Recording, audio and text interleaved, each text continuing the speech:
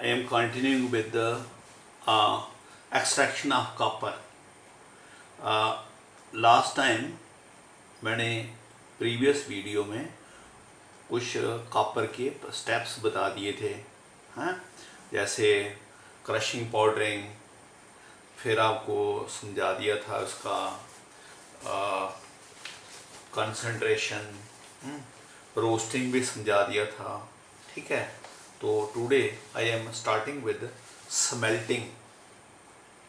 Smelting में क्या करते हैं कि हम जो ओर है, जो रोस्ट किया हुआ प्रोडक्ट है, उसको फर्दर हीट करते हैं। रोस्टेड मास, पहले रोस्टेड मास को हमने बटर के साथ कर लिया था ना, प्यूरिफाई विद ट्रीट कर लिया था। Roasted mass is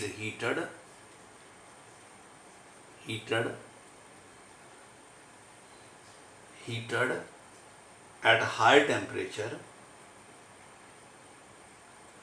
heated with coke भी डाल देते हैं इसमें, with coke and sand at higher temperature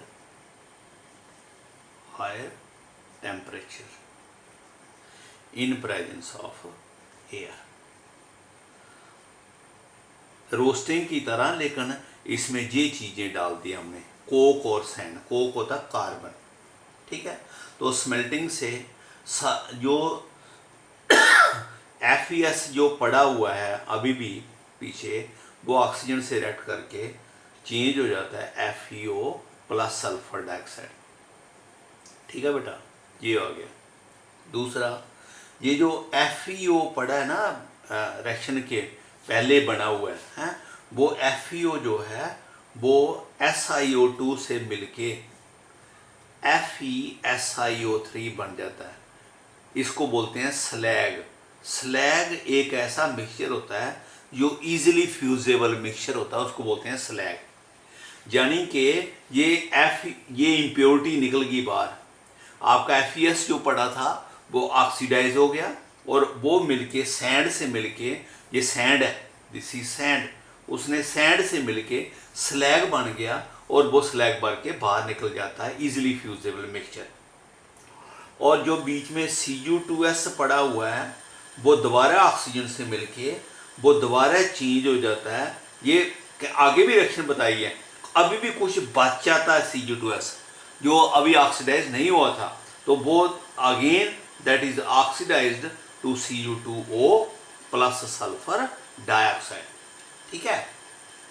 ये जो Cu2O है, Cu2O जो है, और ये FeS, अगर अभी भी FeS में पड़ा है, आयरन सल्फाइड पड़ा है, Cu2 से मिलके बना देता है Cu2S और प्लस FeO, ठीक है। और FeO जो है वो दोबारा सैंड से मिलके FeSiO3 बना लेता है, स्लैग बना देता है। ये स्लैग बन गया FeSiO3, ये बाहर निकल गया। मेरा मतलब कहने का है कि इसमें और परसेंटेज कम हो गई है। जो हमने पीछे रोस्टिंग की थी उसमें ये पड़ा था, FeO पड़ा था, Cu2S पड़ा था, FeS, Cu2 जो है वो Cu2S में चला गया, और FeO जो है वो सैंड से मिलके स्लैग में चला गया। तो ये FeO की परसेंटेज बहुत कम हो गई है, लेकिन अभी भी ये पड़ा है, ये इतनी आसानी से निकलता नहीं है कंप्लीटली FeO। हमारा एम क्या है? FeO को निकालना। तो नेक्स्ट स्टेप है, इसको बोलते हैं हम वेस्मराइजेशन। वेस्मराइजेशन ये लास्ट स्टेप है इसका, वेस्मराइजेशन है। ये वेस्मराइजेशन में क्या है, ये एक पियर शेप्ड अपरेटस है बेटा, पियर शेप्ड अपरेटस है, पियर शेप्ड अपरेटस,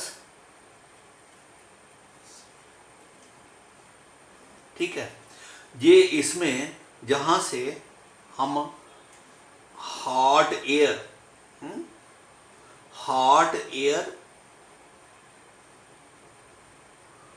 और सैंड इसमें एंटर कर रहे हैं पाउडर फॉर्म में, यानी पाउडर किया हुआ सैंड को और हॉट एयर को मिक्स करके इसमें भेज रहे हैं।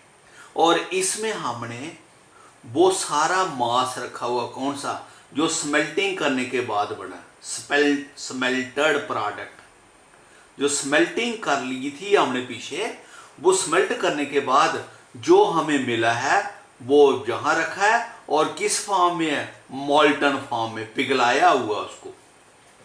और ये जो सारा ऑपरेटस है ना, this is mounted on horizontal axis, ये इसको ऐसे हैंग किया हुआ है और ये ऑपरेटस रोटेट करता है और इसको हम टिल्ट, जब भरना हो तो इसको टेढ़ा कर लेते हैं या इसे निकालना हो इसको टेढ़ा कर लेते हैं। जैसे हम घर बनाते हैं तो लेंटर डालने वक्त मशीन लाते हैं ना एक, जो बजरी सीमेंट सैंड को मिक्स करके करती है, मिक्सर, तो ये उसी तरह की शेप है इसकी, ठीक है। तो इसमें ये स्टील का बना होगा बेटा, है ये स्टील। तो ये माउंटेड ऑन हॉरिजॉन्टल एक्सिस और इसमें हॉट एयर, बहुत लंबा चौड़ा नहीं इसके बारे में लिखना, हॉट एयर और सैंड इसमें इंट्रोड्यूस करते हैं। रिएक्शन इसमें भी स्मेल्टिंग वाली हो रही है, इसमें भी वही। तो क्या हो रहा है इसमें दोबारा, अगर अभी भी बीच में FeSO पड़ा है वो ऑक्सीजन से मिलके FeO बन जाएगा और सल्फर डाइऑक्साइड बाहर निकल जाएगा।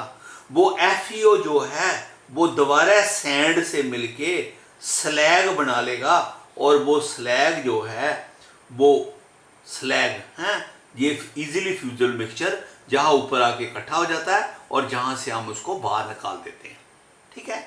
और दूसरा ये हो गया Cu2S, अब अगर जो है वो ऑक्सीजन से मिलके बना देगा Cu2O, और ये Cu2O जो है इस Cu2S के साथ ही मिलके ये बना देता है इसको कॉपर प्लस सल्फर डाइऑक्साइड बेटा। ये Cu2S है एंड Cu2O, ये 2 टाइम हो जाएगा, ये 2 to 4 6 टाइम, और ये ऑक्सीजन सल्फर डाइऑक्साइड, ये कॉपर बन गया भाई। और कॉपर जो बनेगा दैट विल सेटल डाउन, वो नीचे बैठ जाएगा, ये प्योर कॉपर होगा, दिस विल बी कॉपर, ठीक है। तो इसमें इससे 98% प्योर कॉपर बनता है, 100% नहीं। तो ये कॉपर मिल गया है, तो ये बहुत बड़े बड़े मोल्ड्स होते हैं, मोल्ड्स हैं, सैंड के बने होते हैं। ये मोल्ड्स में हम ये कॉपर डाल देते हैं, मोल्टन कॉपर, कूल करने के लिए मोल्टन कॉपर। और जब ये कूल होता है तो क्या होता है, इसके बीच में सल्फर डाइऑक्साइड गैस जो होती है वो बीच पूरी निकलती नहीं है। ये सल्फर डाइऑक्साइड जो गैस बन रही है ना वो निकलती नहीं है, वो बीच में थोड़ी रह जाती है। तो जब रह जाती है तो जब उसको कूल करते हैं तो कूल करने के बाद वो बाहर निकलती है। जब वो बाहर निकलती है ना तो जहाँ से बाहर निकलती है वहाँ पे ब्लिस्टर से बन जाते हैं, ब्लिस्टर है, जैसे चेहरे पे कहीं फींसी निकले ना तो ब्लिस्टर बन जाता है, ब्लिस्टर है। तो इसलिए जो कॉपर मिलता है इसको बोलते हैं ब्लिस्टर्ड कॉपर, ब्लिस्टर्ड कॉपर, ये हमें ब्लिस्टर्ड कॉपर मिलता है। यानी कि जब कूल होता है तो बीच में सल्फर डाइऑक्साइड गैस जो है वो तो पैक नहीं हो पाती, वो बाहर निकलती है। जब बाहर निकलती है तो सरफेस पे ब्लिस्टर आ जाते हैं, तो जो कॉपर मिलता है that is called a blistered copper, और 98% प्योर कॉपर मिल जाता है। ओके बेटा।